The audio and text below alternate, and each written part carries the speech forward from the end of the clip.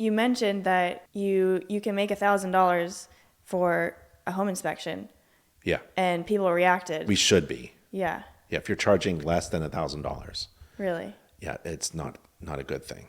We are definitely more valuable than a few $100s. Wow.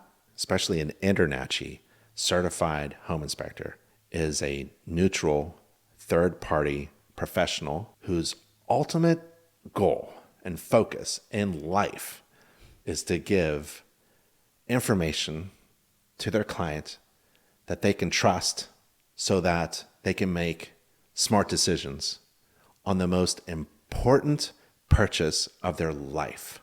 And we're only making a couple $100? Yeah. No. No.